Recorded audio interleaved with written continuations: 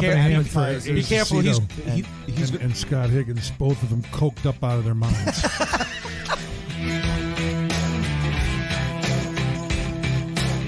Listen to you. He's down in the basement. Yeah. Oh, I love that. I think we should call this the Acement. The Acement, yes. Yeah, what do you think there, huh? I like that. The Acement Studios. Excuse me, I'm drinking beer. Hold on a second.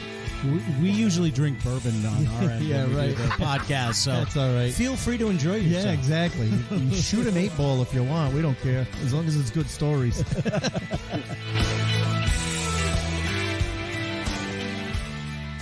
Welcome to the Acement, everyone. It's time to go behind the funny. This is Scott Higgins. And this is Acecito. And welcome everyone that is joining us live.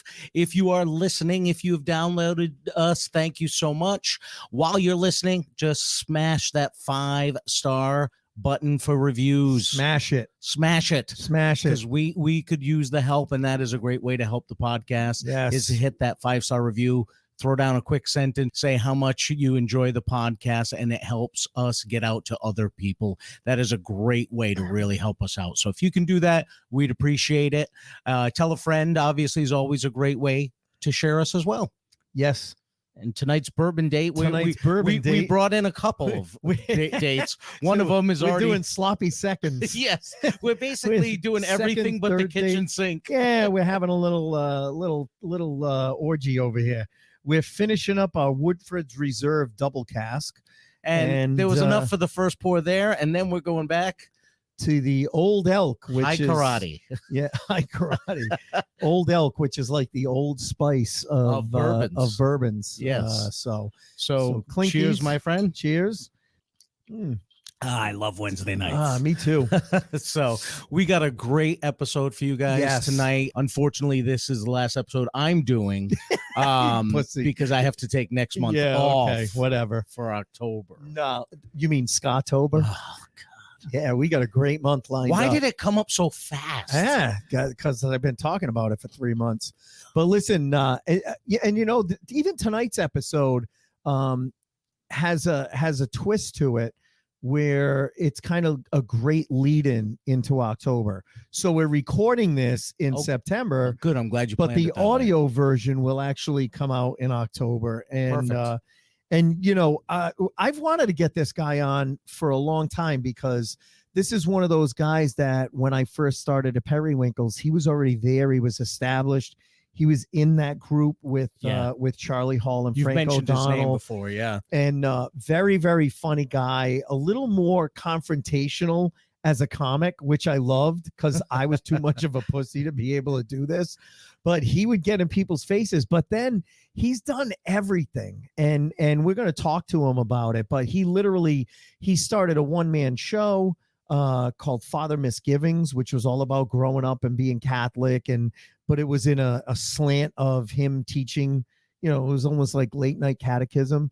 So, but he dressed as a priest, but he's also been a radio host, a very confrontational radio host, like would get into it with his listeners, but very, very funny guy. And he's got a totally different story to tell as well. And so this hour is going to be all over the place, I sense. It's going to be really good. It's going to be good. So I want to welcome to the Behind the Funny podcast. Please welcome Mr. Dave Kane. This hour is going to be over by the time you finish introducing. Well, hey, we want to make sure people fully understand. So you deserve a proper introduction. There's that in your face. There's that in your face style. He's already calling you out. Busting my balls. I just noticed the bourbon, and I thought the Acement thing. The Acement. Yeah. It's an AA meeting gone bad. Yes, that's true. You're right. You're right. That's well said. We're going to need help by the end of this season. That's for sure. I know. I know. I felt guilty. We've had a couple of people in recovery on the show, and we're clinking glasses 4 minutes before they come on, and I'm the feel like an asshole. Very good. Yeah, right. I know. Very good. So, Dave, like I said in the introduction, you were one of those original Periwinkles comics, and we've talked about Periwinkles on this show for the past 4 or 5 years. We've had Charlie Hall and Frank O'Donnell on in the past, and we've had a lot of the original Periwinkles comics. So, but when I started, you were already there. You were already established. So when did you start doing comedy, and how did it start? Well, I've been funny since I was a kid, I'm told, so as far as doing comedy, I mean, I was always funny. And my mother and a couple of other people used to tell me that my humor as a child was adult humor, not filthy. I mean, like it had a slant that was, if an adult had said it, it would have been funny. Right. So I'd always been funny. I had done a lot of dinner theater and that kind of stuff. And then when Frank and Charlie started Periwinkles, they came on my radio show. I was on WSAR in Fall River then. And they came on. I think I called them and invited them on or something. And they came on and we hit it off. And they, of course, like they did with you, encouraged me, come on, why don't you come try it, Right. So I went down a couple of weeks and it looked like a lot of fun. So I got up and the rest is frightening. Yeah. And what year was that? Oh, I was in the 80s, around 80. Yeah, it was 82, I think. Oh, wow. Okay. Yeah. So it was really at the very, very beginning. Oh, yeah, it was right in the that beginning. comedy They were boom. on my show to promote their new comedy shtick. Yeah, exactly. Yeah, it was brand new. And so it was a lot of fun.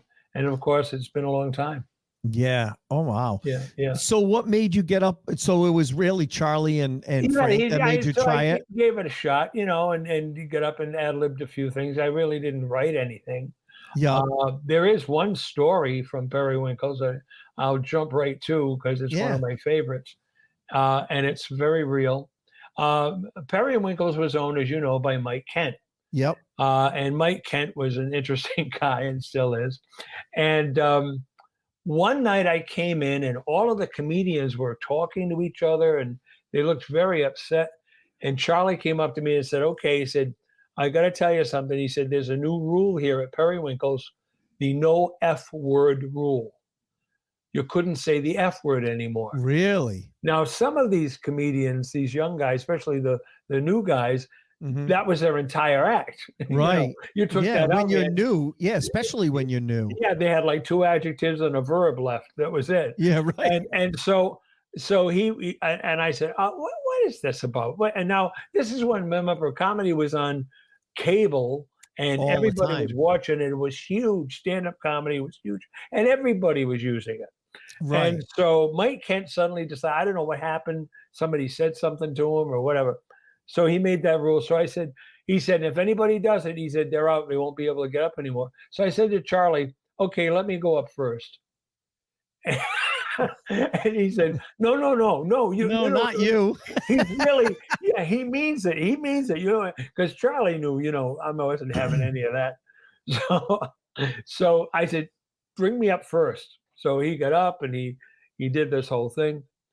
He didn't tell anybody that. He just got up and did his usual open. Right. And then he brought me up first. And I said, welcome, everybody. I said, by the way, I said, I want to tell you something. I said, Mike Kent is here, the owner of Kent's, and his wife was here, and his brother was there, and his wife. I said, let's have a big round of applause, Mike Kent. And everybody applauded. And I said, now, I'm here to tell you that today that Mike has a new rule. And the new rule is no F word. And the whole audience went, what? And I said, no. We're not allowed to say, we are no longer allowed to say the F word. And there's a couple of groans. And I said, but he didn't say you couldn't say the F word. I was just going to say that. Did you get the audience to yell it out? So I said, so when I do this, you yell the word for me. And before I started, I said, by the way, I just want to point out to you, I can't say the F word. I can say my girlfriend's vagina sucks cocks, but I can't say the F word. That's awesome. And so I said, let's go. Boom. First of all, hey, Mike, you, right? And then I proceeded to say a couple of things. After about, I'm going to say maybe about a minute and a half of that, He put his hand up. He said, "Never mind." And Charlie said, "The rules are gone." That was the end of it. That's awesome. So But that's why when I came up, I was able to say the F word because of you. Thank you, here's sir. here's the punchline. Years later, I don't remember how long Periwinkle's was actually open, but the last night we had a big goodbye. Were you there? Yeah, I was on that show. And Rick Beretta loved that story. And Rick Beretta said to me, "You got to tell that story on stage. You got to tell." I said, "It's not going to be funny." He said, "Yeah." I said, "No, it isn't." And the reason it wasn't going to be is because in the other side of Periwinkle's at that time was a college room. pool hall. Yeah, the keg room. And the neon sign over the cash register was "fuck money" or go fuck.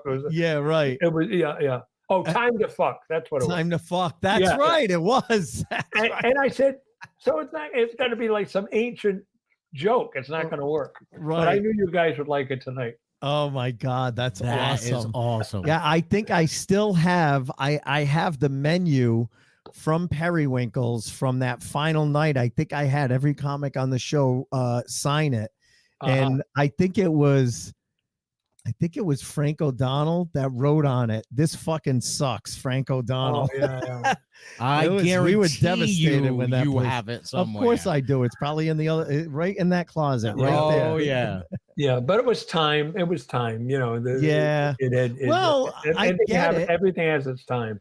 Well, it wasn't, so I started in 89 and it was still at the original place in the arcade. And I don't know how long it was there, but then it moved to Dave All Square for 1 year. Yeah, briefly. Yep. And then it went to the other place for a couple of years. But what happened was, you saw this slow shift where the Recess Pub, which was a huge college dive bar hangout that kids used to go to, that was already in the bottom floor and they were doing well. Then Periwinkle's was upstairs and it was like the bar area on the one side and then the comedy room. And then Mike Kent was like, well, let's see if we can get more college kids in. And so then they turned that left side into the keg room, and the keg room was doing so well and the comedy was starting to die out because it was one of those, there's an ebb and flow with comedy. There's peaks and valleys, and it was going into a valley at the time. It was like 92, 93. And I just remember the keg room would be mobbed and then we'd have 25 people in the show. And if I was Mike Kent, I would have done the same damn thing. Clear out the comedy room, make the whole place a college bar. And that's what he did. It's very bad when the comedians outnumber the audience. Yes, exactly. Yeah. Exactly. Yeah.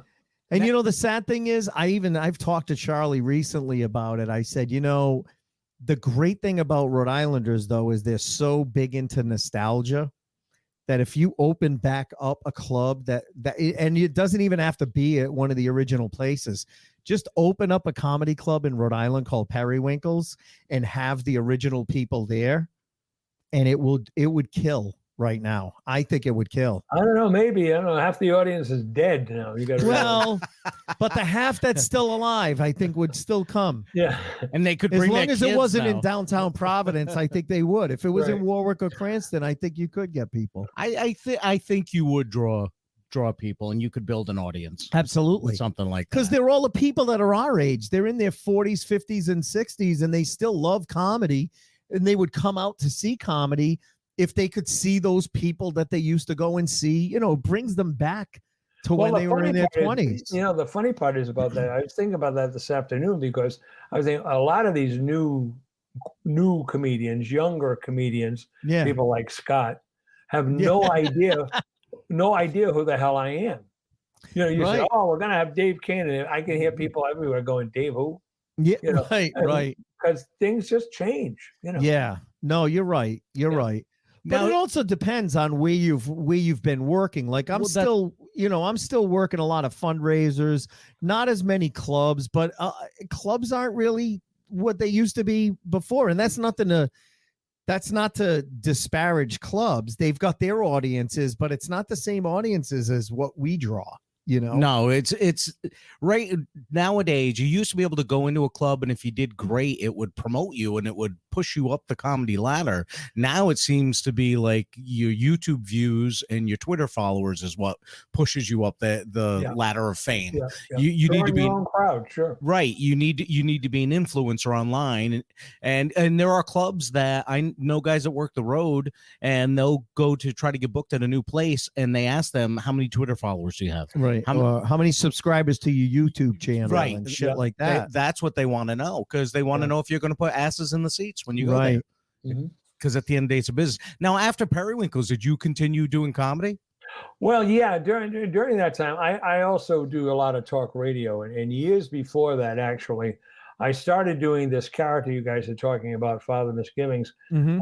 WJAR Radio, which is now HJJ, but WJAR Radio had a talk radio, and one of the hosts was Charlie Jeffords, and Charlie Jeffords was doing one day was doing a swap shop. I don't know if you know those shows where people used to call up and say, I want to sell my chaise lounge. Oh, yeah. Yeah. And here's my phone number. Yeah, and, like swap shop. I'll take, yeah, exactly. Yeah. I'll take $5, right? Well, he couldn't get arrested one day. Nobody was calling. So from the other studio, I called in, and I put on an Irish accent, and I told him that I wanted to buy one of those. I was looking to buy one of those big boards with the big blade on it to cut paper. You know, the paper cutters with the big blade. And he said, yeah. He said, who are you? Well, who are you? I said, I'm a priest in the local church here, and I'd like to get. And he said to me, well, Father, he said, what are you going to do with the big board? I said, Jewish baptisms. And of course, that never got on the air because 1972. He hit the dump button. Yeah, that was off. That was off. Well, we had producers then. This was big time radio. So so anyway, so I used to call him every couple of days, and we would just ad lib. I didn't think he knew it was me because I was doing it from another, and I never talked to him about it. And then one day he said to me, excuse me, Father, he said, I don't think we know your name. And I didn't have a name. I hadn't thought about it. You had to think something up. No. And so when he said that, the only person I could think of was Barry Fitzgerald. Barry Fitzgerald was in a movie Going My Way with Bing Crosby. He was the pastor. And his name was Father Fitzgibbons. And the first word that came to me was misgivings. And so I said, my name is Misgivings, Father Patrick Aloysius Misgivings. And that was it. So I did it on radio. And then one time somebody wanted me to do a roast. No, excuse me, not a roast. They wanted me to come and surprise everybody, do the opening invocation and a big testimonial. Yep. For Buddy Cianci. Oh my God.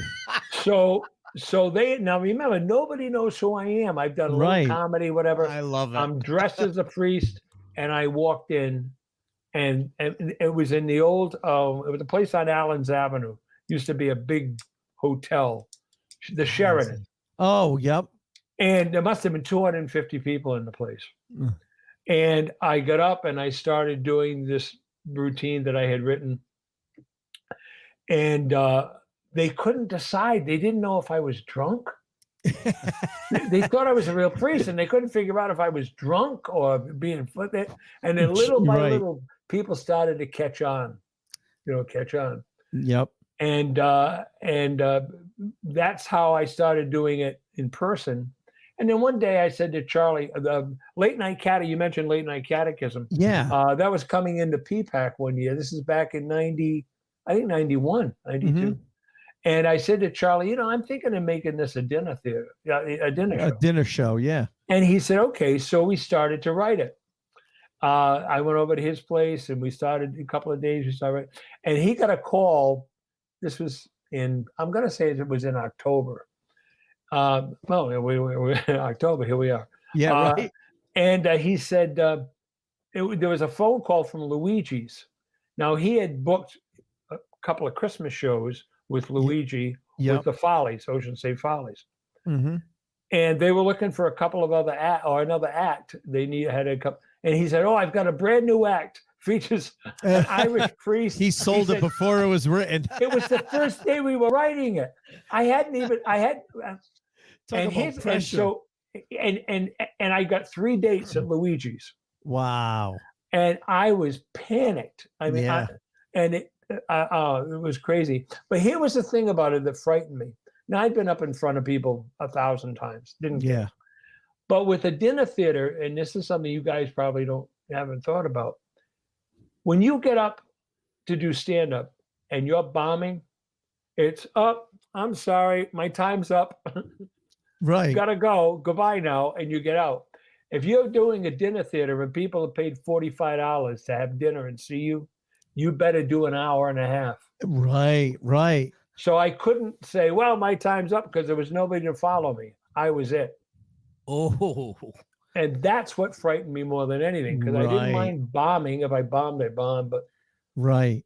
it killed me. But that show, Misgivings, Mm-hmm. has scored for 30 years, 35 years. Right. Right. It's been wonderful. You're still doing it regularly? Yeah. Well, with the pandemic, I just started again. Right. Right. But I yeah. had been doing it. And also, as you talked about nonprofits, all I do is I only work for nonprofits, I see. churches, KFCs, Elks Club, etc., Yep. because they bring their own crowd.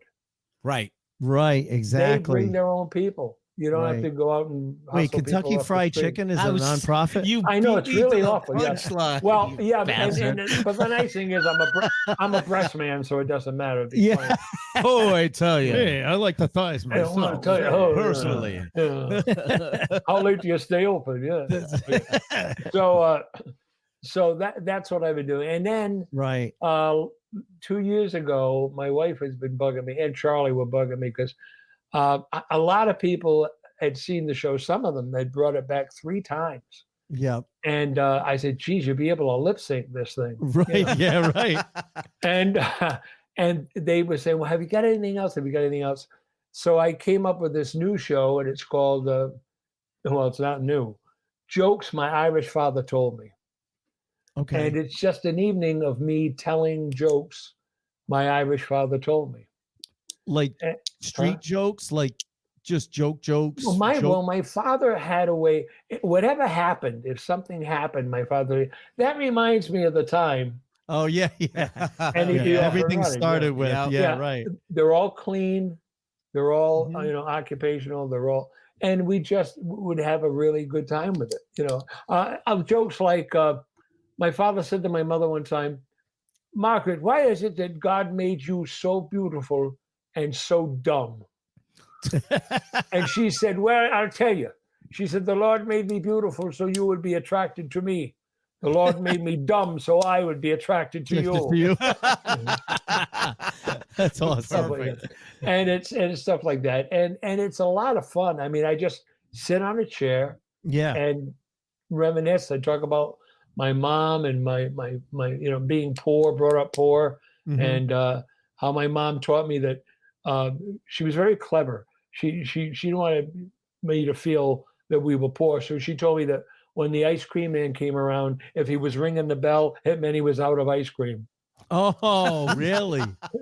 Oh my God. And I bought it. I can't believe it. Yeah. Wow. That's a great idea for a one-man show. That is. What Yeah. a great one-man show that is. Yeah. It's a lot of fun. And Yeah. and I love doing Misgivings. And Misgivings, we have a bingo, a raffle, a collection. It's Yep. very interactive. Wow. A lot of fun. Wow. Yeah. Come on, you wouldn't be a Catholic priest if you didn't have a bingo and a raffle exactly right. And a collection. and a collection Yeah, right. afterwards. Yeah, Come of on. course, Father Misgivings calls the numbers out in Latin so the Protestants can't win. Yeah. That's Yeah. awesome. Wow. Yeah. Those are for our non-Catholic people. What that means? Yeah, right. No, fuck 'em. No. Believe me, anybody can come to this show. As a matter of fact, I wrote the show. I don't take any chances.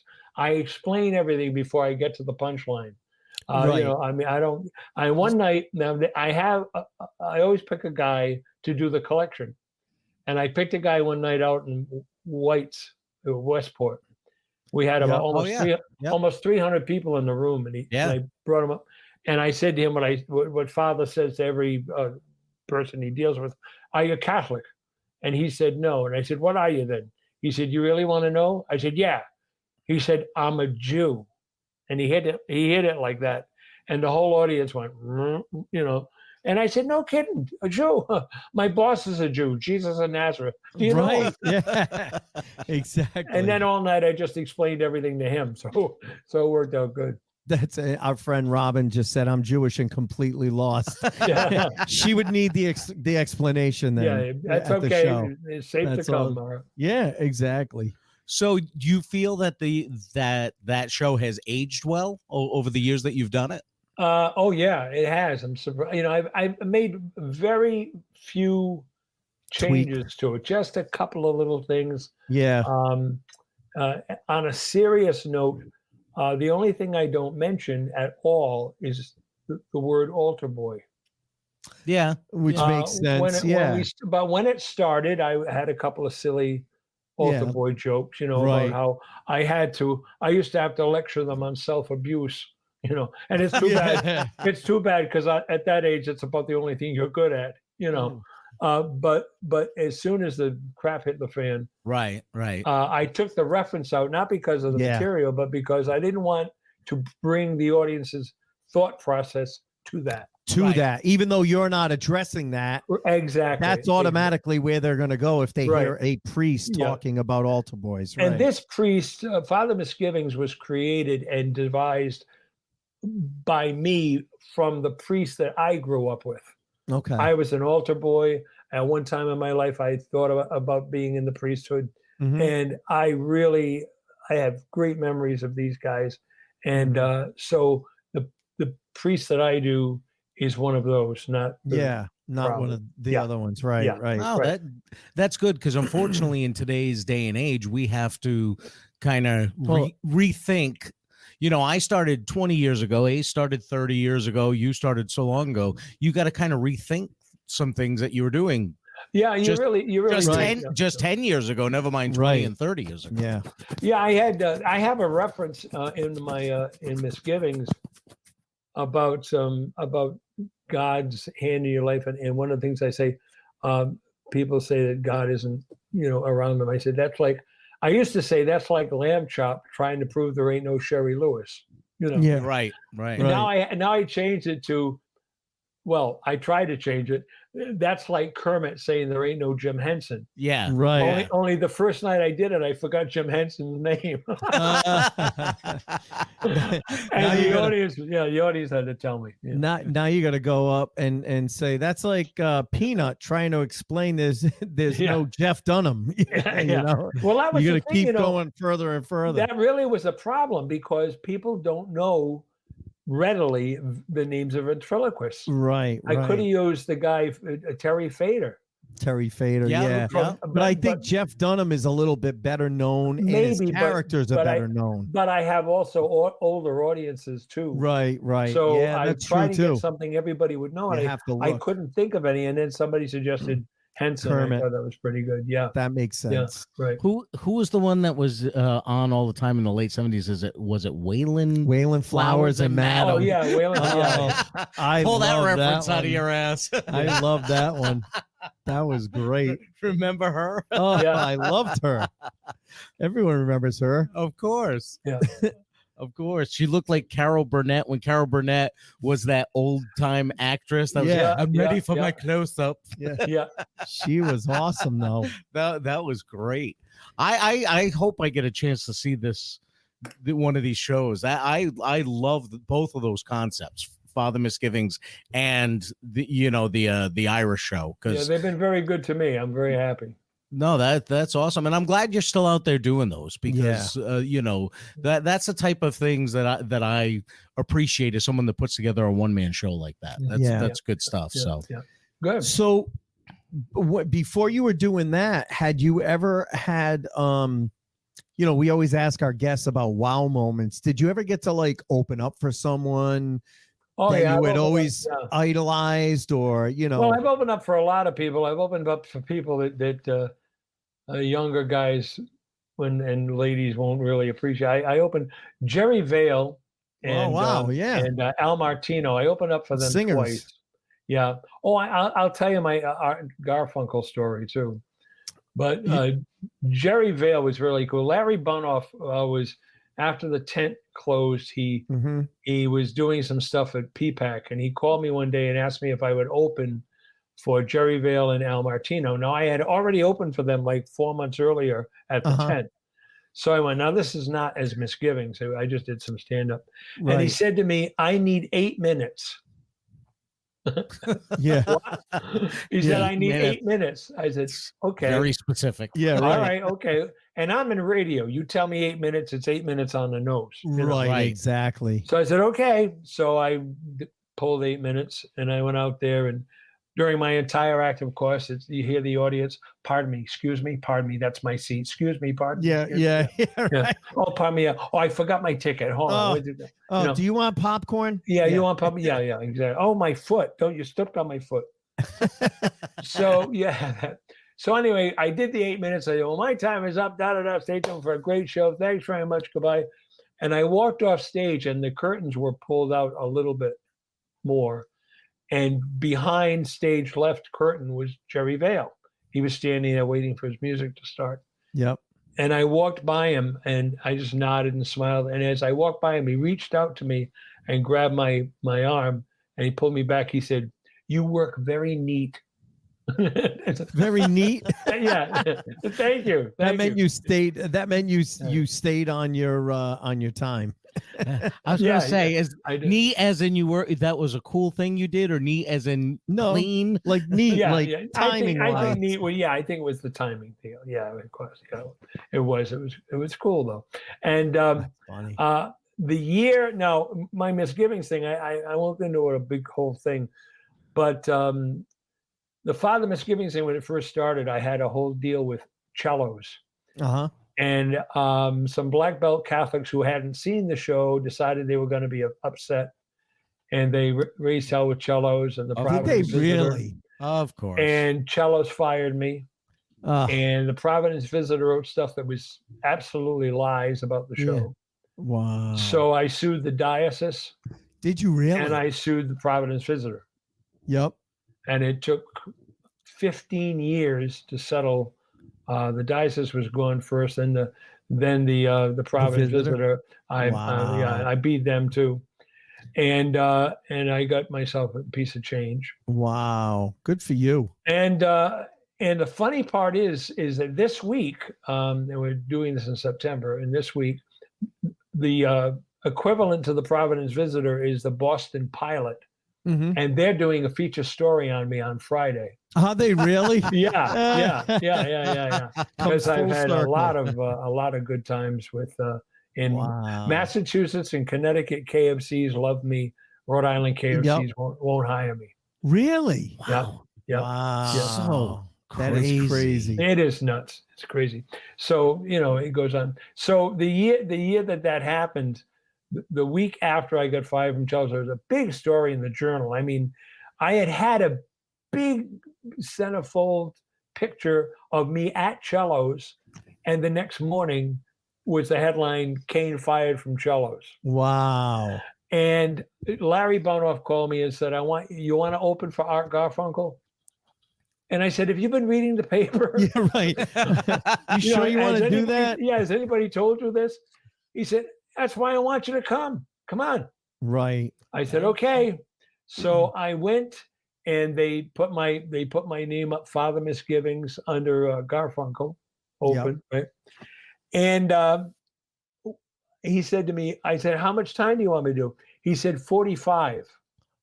Wow. 45. You jumped from 8 to 45. Well, no, it went back a little bit. But anyway, 45. I said, 45. He said, yeah. I said, that's a long time. He said, you got it? I said, yeah, I got it. I can do it. So just two things I want to tell you about this. One is, when I got introduced, I walked down the aisle to my intro music, and it died out. I had applause, and I always wait about a beat or a beat and a half to do my opening line. So I'm waiting for the beat, and somebody in the audience started the applause again, because I think they thought I was nervous because of all the bad yeah. publicity. Right, right. And people, they re-applauded, you know. Wow. So that was really nice. But what happened was Art Garfunkel gets there that night. So I go and introduce myself, and he said, "What do you do?" I said, "Well, I'm your opener. I'm a comedian." He said, "How much time are you doing?" I said, "Well, Larry wants to do 45. Do we need 45 of you?" Oh, really? I said, "Well, I don't know. That's what Larry wanted." Wow. So a little while later, stage manager comes in and says, "Garfunkel doesn't want you to do 45. I said, "Well, Larry hired me. You ask Larry what he wants me to do." Right. Larry came back and he kicks the door into my my dressing room, and he says, "What do you mean? I run this place." I said, "Well, Garfunkel," he said, "I don't care. I own this place. I run this place." He said, "You're gonna do as much time as you want." Wow. He said, That's "Let me the tell kind you of guy something." Larry is. Yeah, yeah. He said, "Let me tell you something. That guy was supposed to bring his own opening act. He didn't do it. He doesn't want to start until after 9:00. What am I supposed to do?" So I'm doing a 45-minute opener. He Yeah. said, so you'll go out there. He said, "You do an hour. I don't give a shit. Do what you want." He said, "Do as much time as you want." Good. So I said, "Okay." Now I'm really nervous. Now I'm Right. really, so I get dressed and I'm ready to go. And as I start to go out of the dressing room, Garfunkel is standing there, and he says, "How much time you doing?" And I said, "Larry wants me to do 45. He goes, some whatever he said. And I said, "By the way, has anybody told you yet that you're not Paul Simon?" Yeah. I was just going to say, did you sing him? And I walked out and did my 45. Oh, nice. That's awesome. Nice. That's a great one. Oh, that's Because such a you know good what? line. You're right. That's the kind of guy Larry Yeah. was. If he liked you, he liked you. If he didn't like you, he made it known. The very first time I worked at the tent, I opened up for I think it was Huey Lewis. Oh no, it was Luther Vandross. And I came off stage, and Larry, in true Larry fashion, is sitting backstage on his motorcycle, Yeah. leaning back, going, "Hey, you're a funny little bastard. I really like you." and I got work from him after that, until they closed, unfortunately. And then even years later, I reconnected with him. They did a documentary about the tent. Yeah. They came up with a documentary about the tent. Yeah. And him and maybe it was Charlie were sitting in front of me, and I reintroduced myself to, I knew Charlie obviously, but I reintroduced myself to Larry.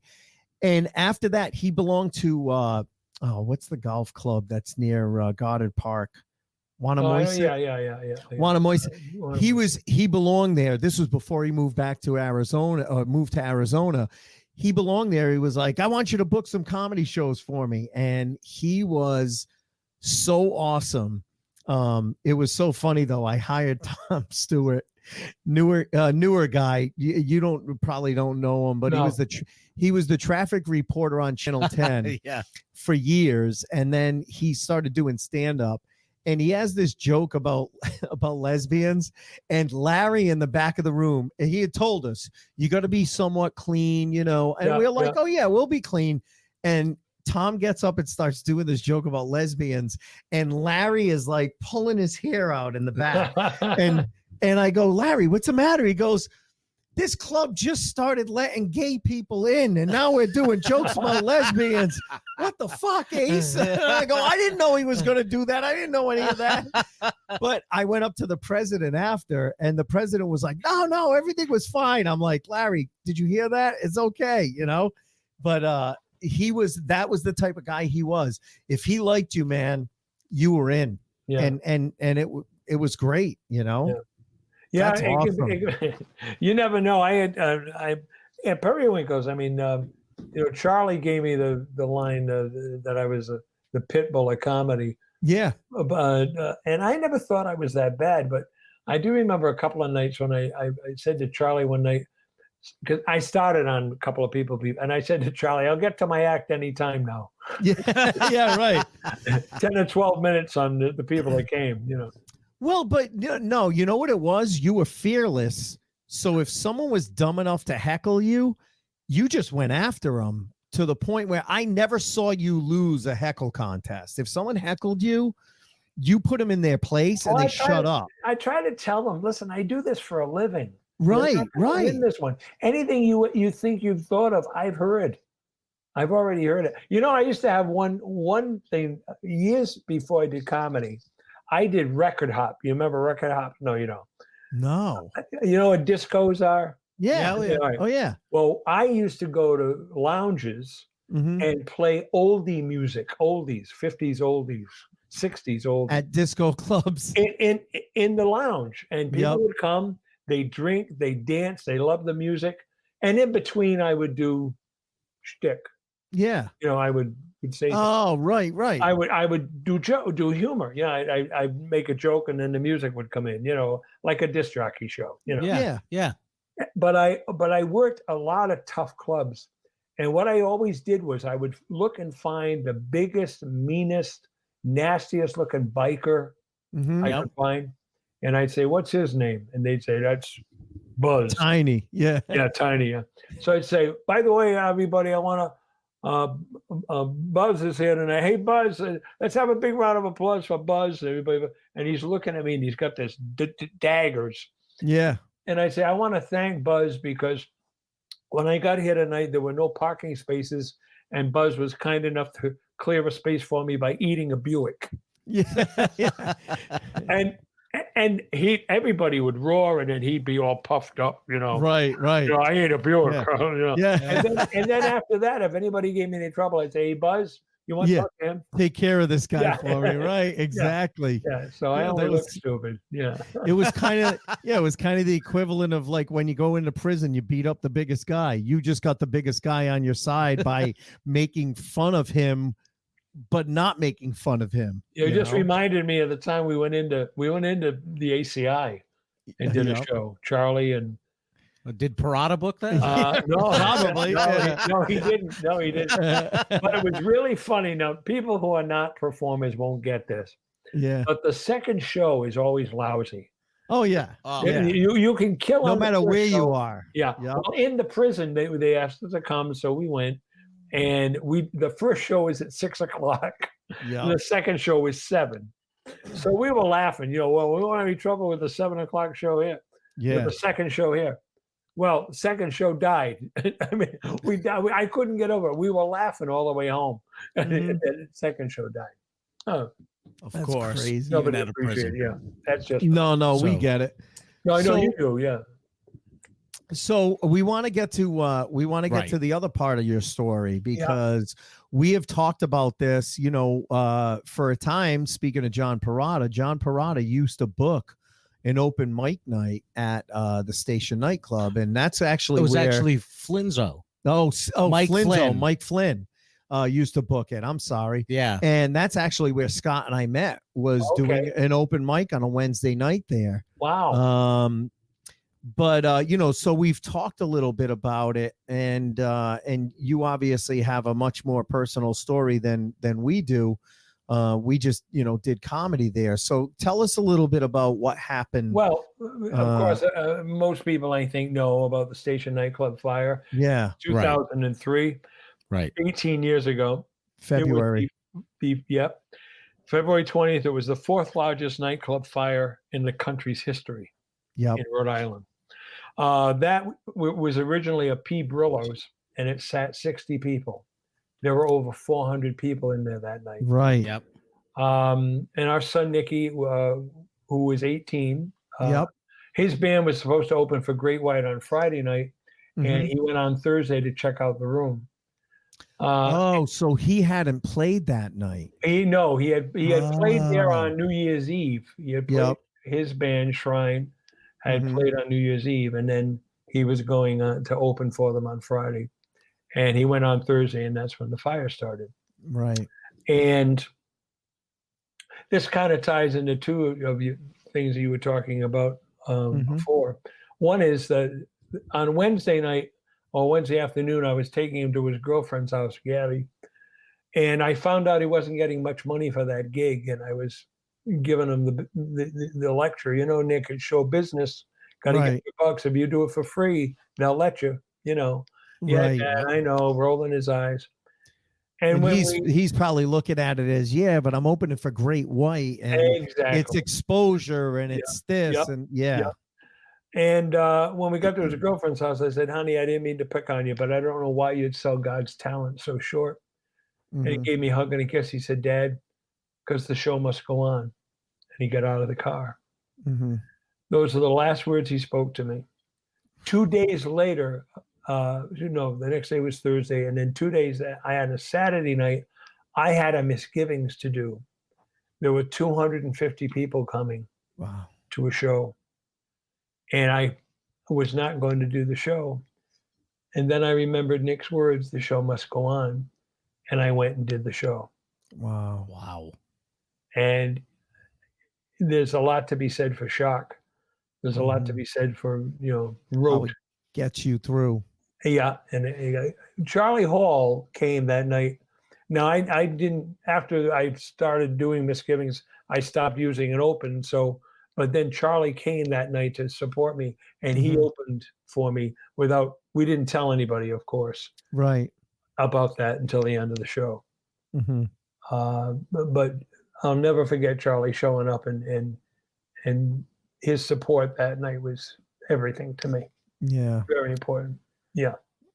Charlie's that type of guy, though. He really is. That doesn't surprise me. He's a pain in the ass, but he's good. Exactly. Yes, exactly. exactly. And that's the best way to describe Charlie. He's Yeah. a pain in the ass, but he's a really good guy. You know what though? When I first started, Charlie was the tough love type of person. Yes. Yeah. And Yep. when you're young, you don't get that. You don't understand. So, I remember the days where this is how long ago it was. I was at Rhode Island College. It was 1991, 89, 90.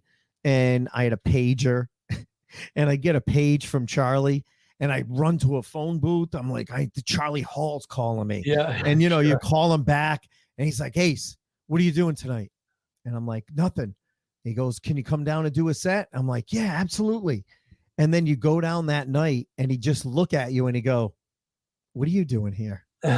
He'd forget. It would, but you didn't realize that as a young kid, as a 20-something-year-old kid, you're like, oh my God, he hates me. He's such a dick. You took it so personally. You take it personal, and then you didn't realize that it was just his ball-busting personality. You got to realize you don't know. Scott, he actually did hate Ace. Yeah.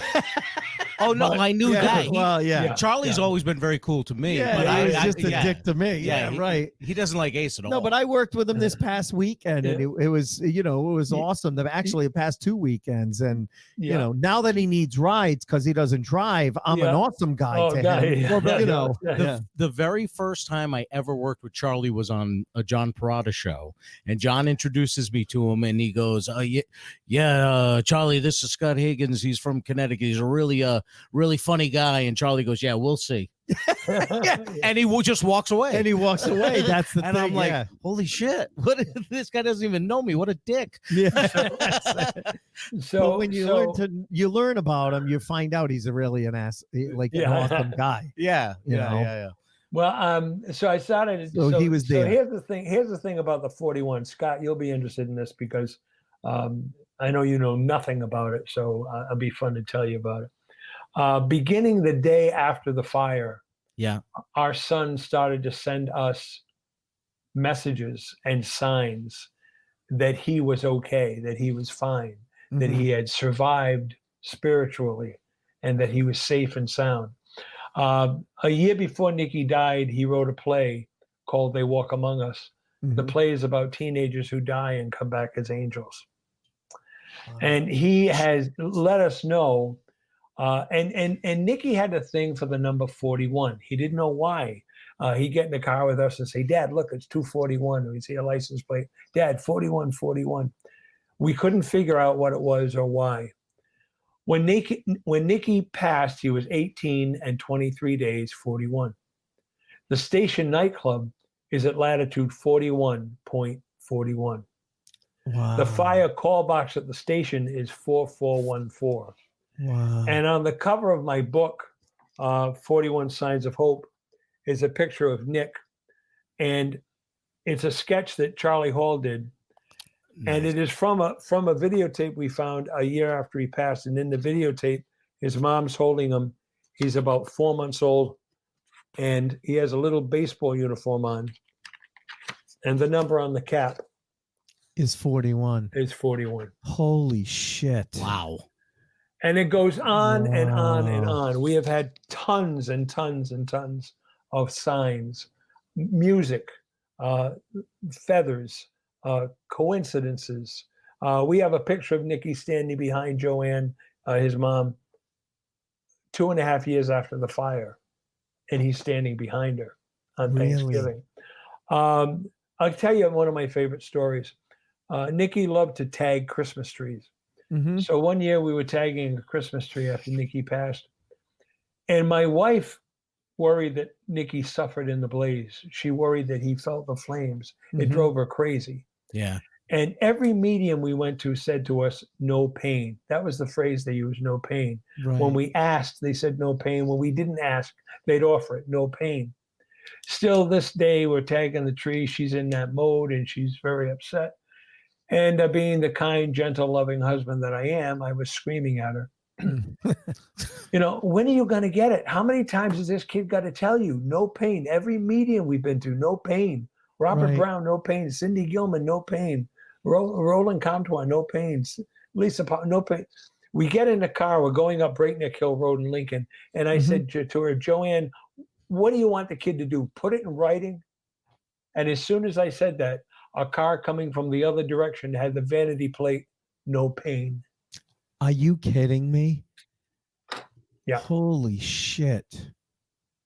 And so, Wow. and it was owned, by the way, by an anesthesiologist Yeah. Well, that makes sense. Yeah. who lived. Wow. There it And is. so you got a picture of his license plate.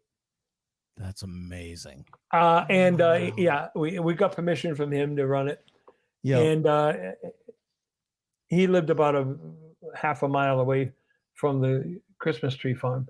Yeah. So you tell me Wow. if this stuff is real. You tell me if it's coincidence. You tell me if I'm just grief-stricken, or you tell me that not only are our children safe and sound, and our moms and our loved ones, not only are they safe and sound, but when it's our turn, we will be safe okay. and sound.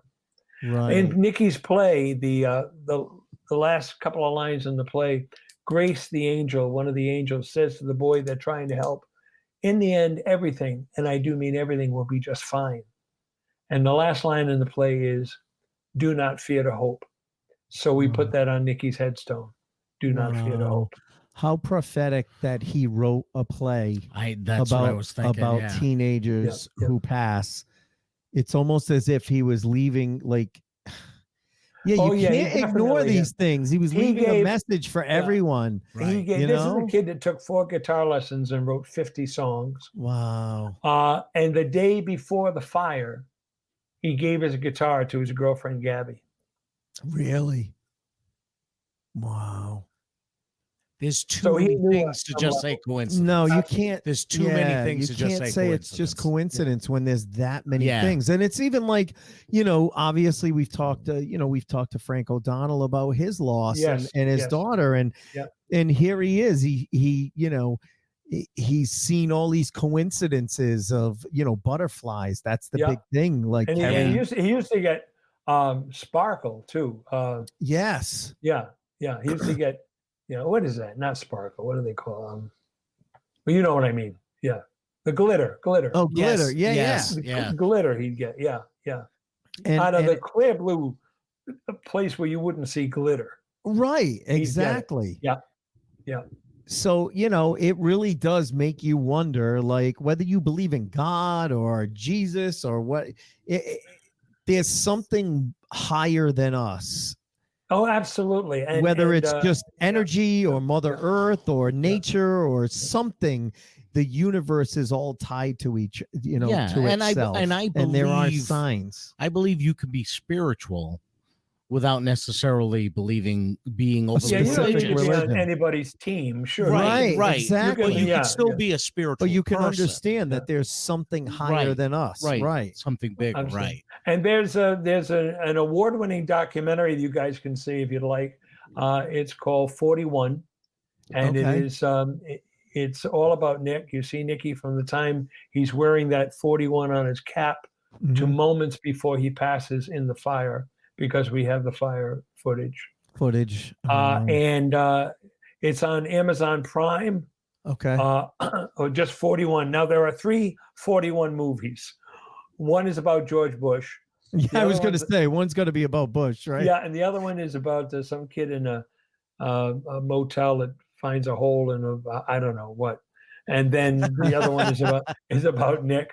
So you want to Okay. check that out. Amazon Prime. Yeah, it's just called 41, and it's all about Nick, and you'll see some tremendous stuff, and it'll really warm your heart. You'll see Nicky, because Nicky's brother Chris was obsessed with videotaping Nicky at every turn. They're 10 years apart, and he used to videotape Nick in the car, in the yard, in the house, in the bathroom. Don't ask. And on stage. Yep.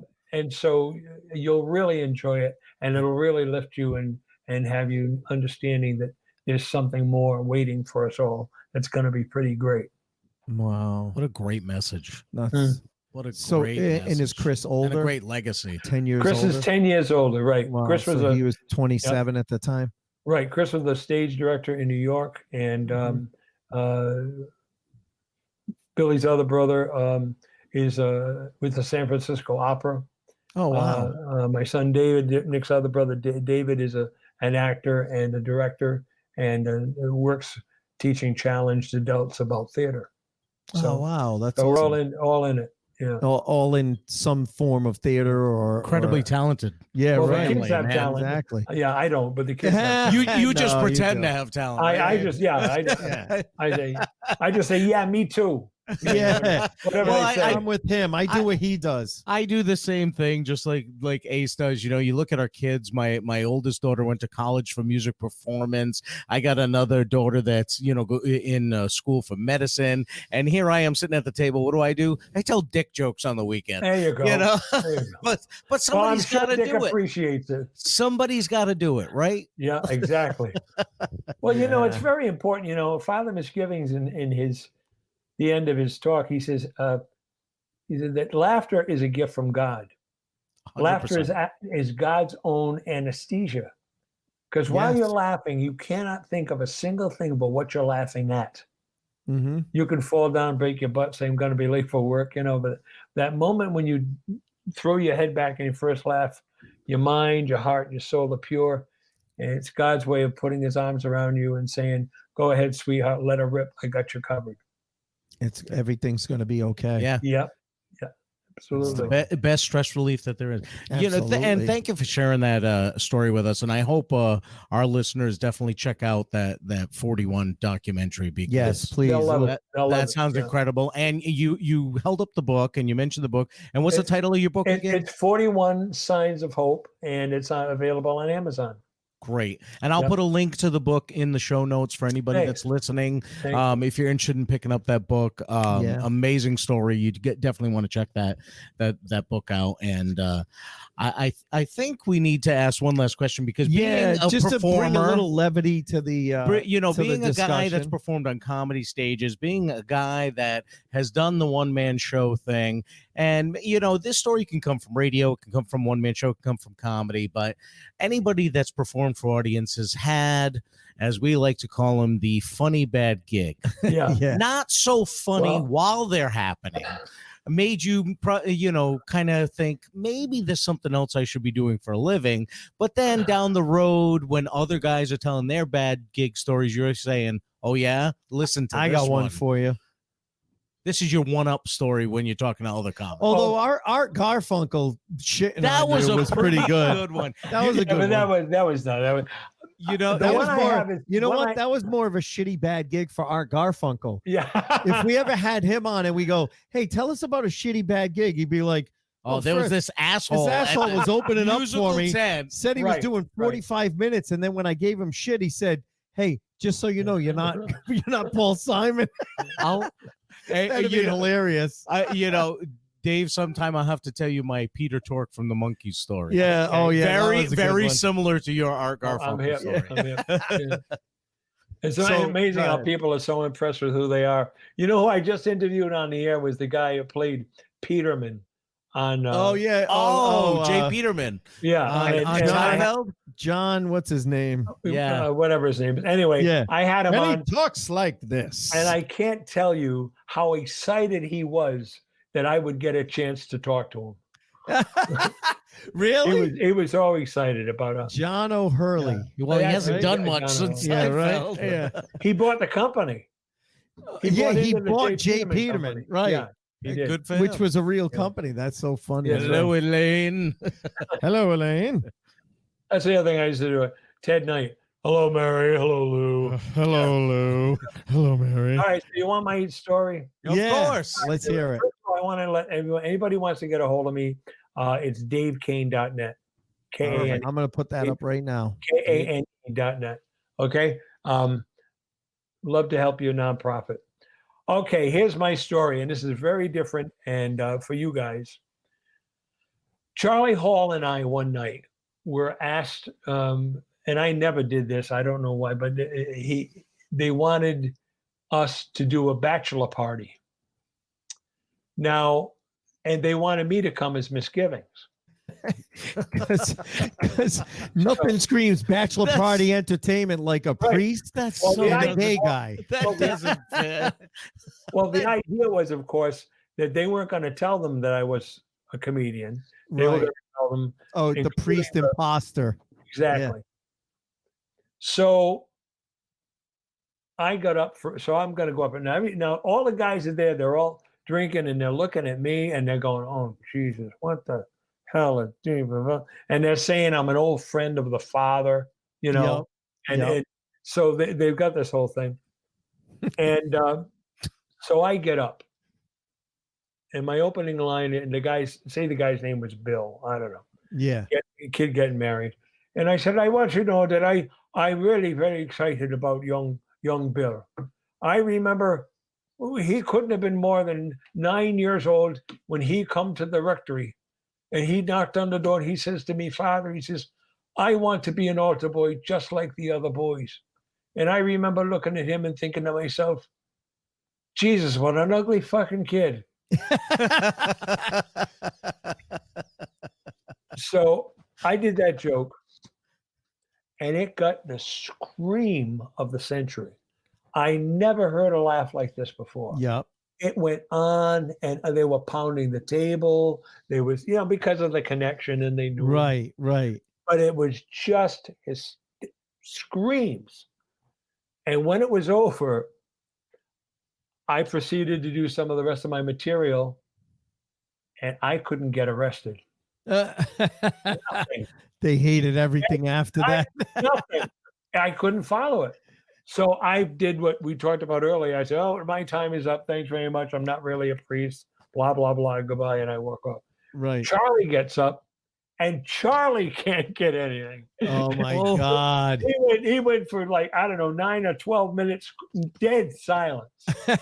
Dead silence. And finally he gave up.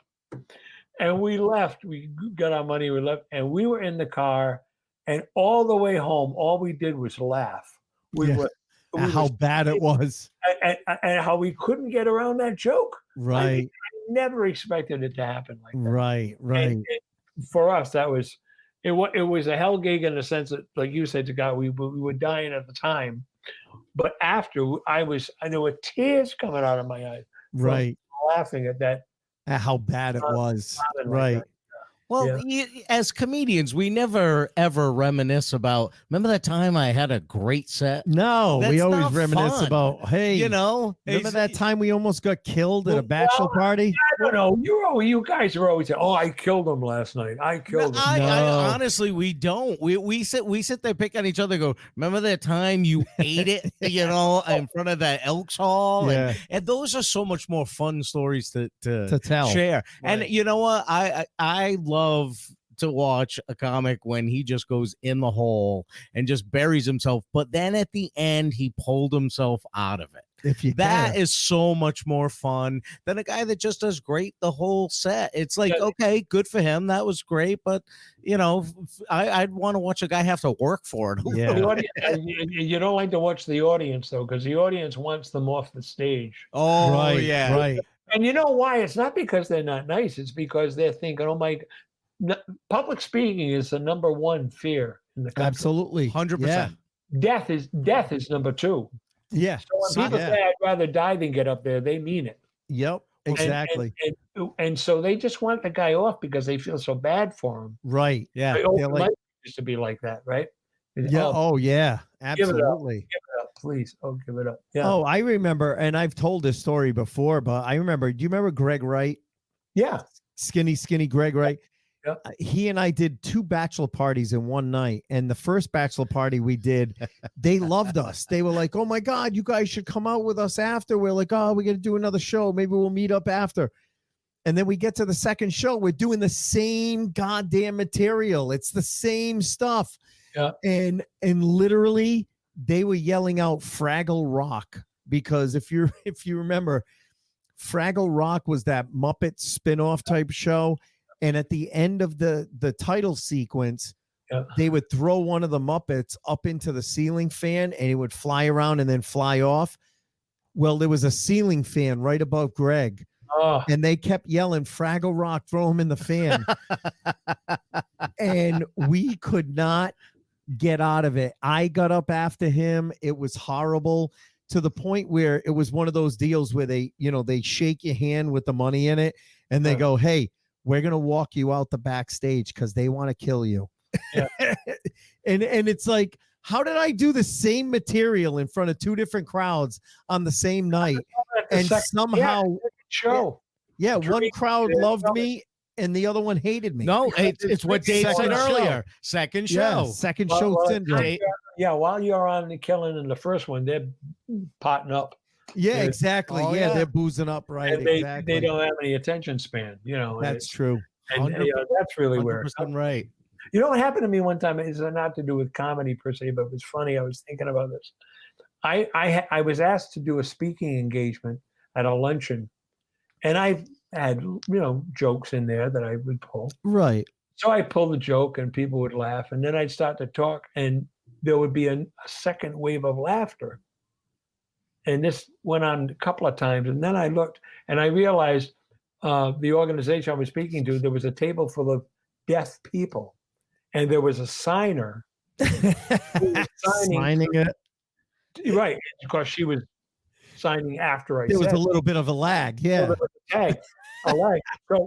So I said, listen to the signer. I said, you relax, have lunch. I'll take care of it. And I signed the rest of it while I was. Did you really? So I signed the jokes, and Oh my God. it was fun, and it was funny, and everybody loved it. So Loved the it. laugh synced up. Yeah. So I mean, it really didn't matter. It was funny, but it was almost funnier when they laughed after. Yeah. Yeah. Right. Right. But I learned I finally got a chance to show it off. That's awesome. That's kind of cool skill to have. Yeah.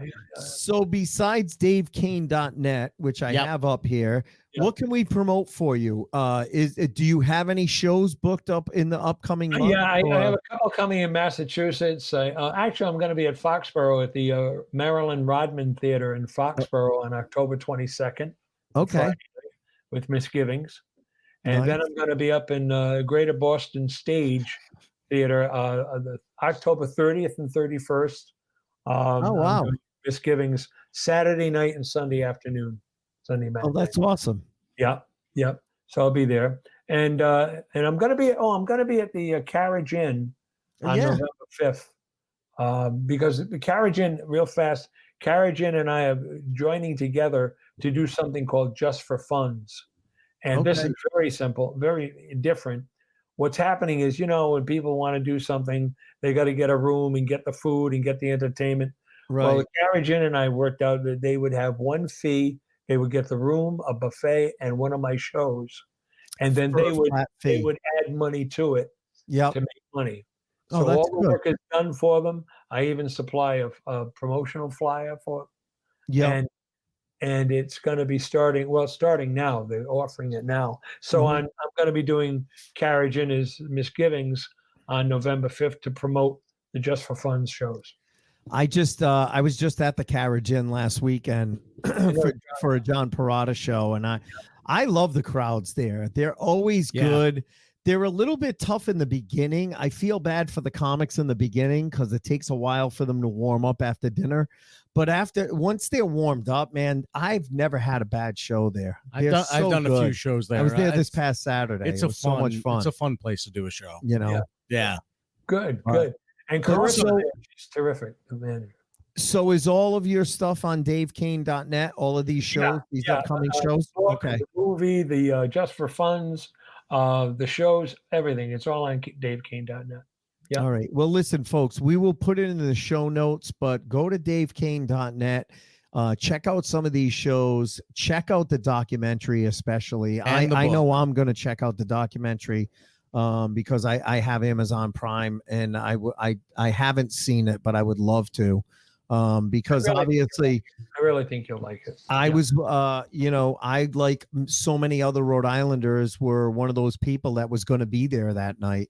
I had a friend call me and say, "Hey, Great White is playing at the station. Do you want to go?" And I was like, "Oh shit, I'm in New Jersey for a training meeting for work. And I won't get back until like Thursday night."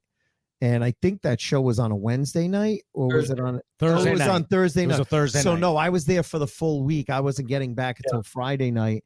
And the next morning, on Friday morning, I just remember everyone coming up to me going, because when people hear you're from Rhode Island, yes, it's a small state, but everyone thinks it's like 4 blocks long. So they're like, "Hey, did you know about that club that burned down last night?" And I'm like, "What club? What are you talking about?"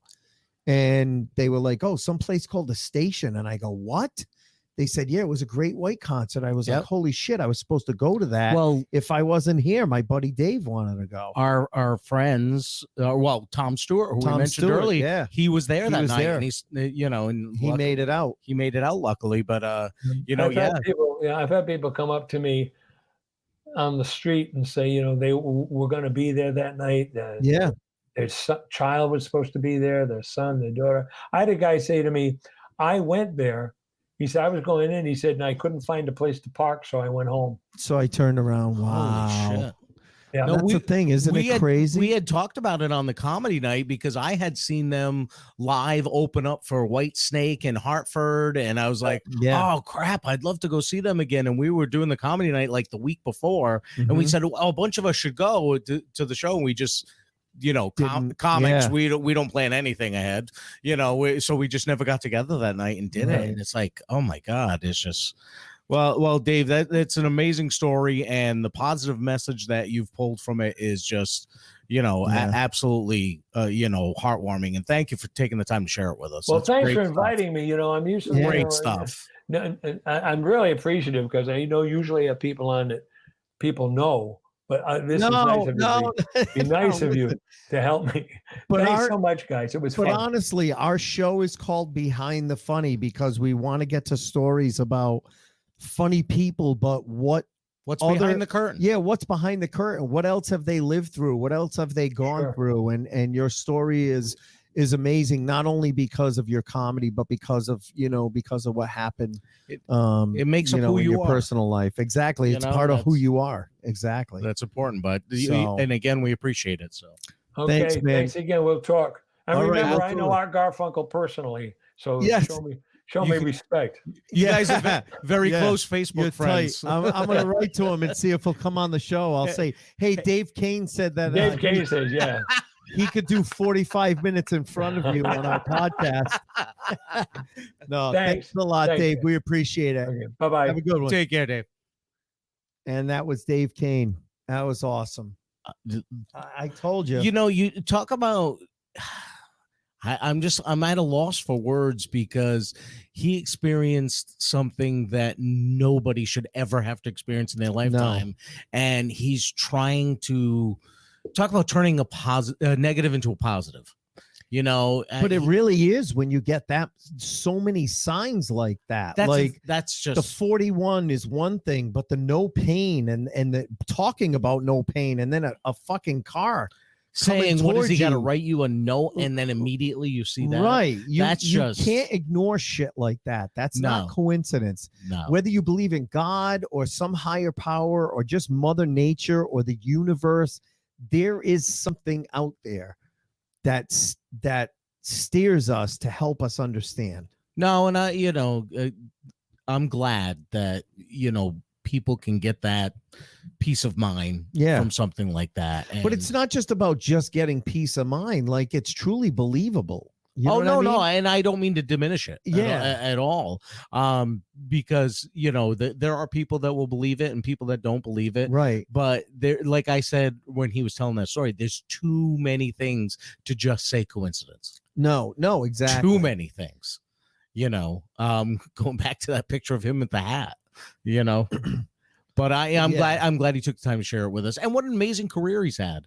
Two one-man shows. Yep. The comedy, the radio, just great stuff. Exactly. Great stuff. Just someone who has done a little bit of everything. So I love it.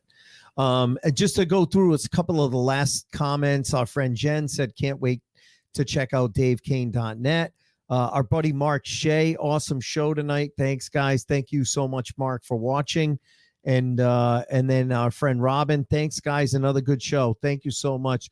We really appreciate everyone listening, and we don't want to belabor the point, but listen, the best thing you can do for us is to smash that 5-star written review, as Scott said.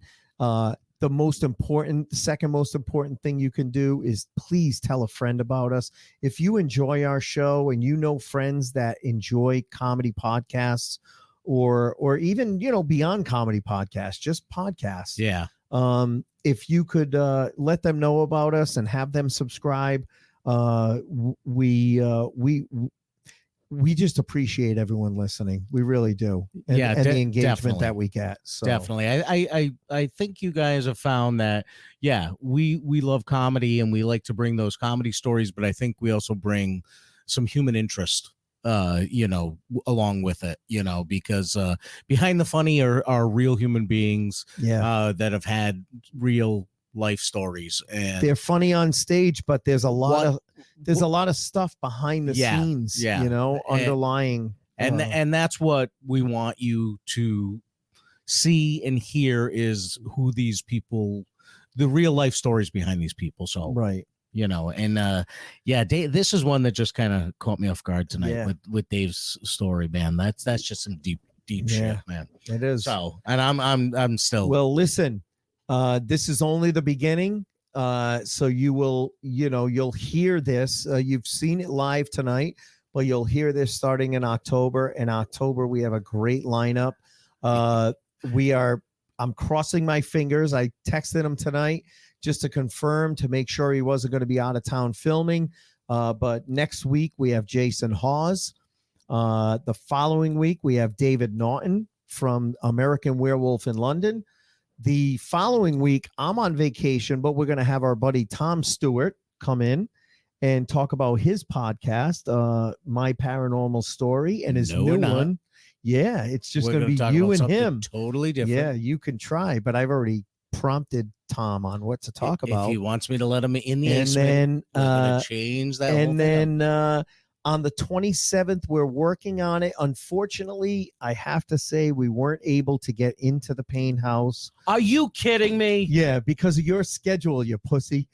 Damn it. I'm sorry, I can't do that night. I can only do this night. Well, they don't do it that night. Oh, I'm sorry. Next year, folks, we're going to try for next year.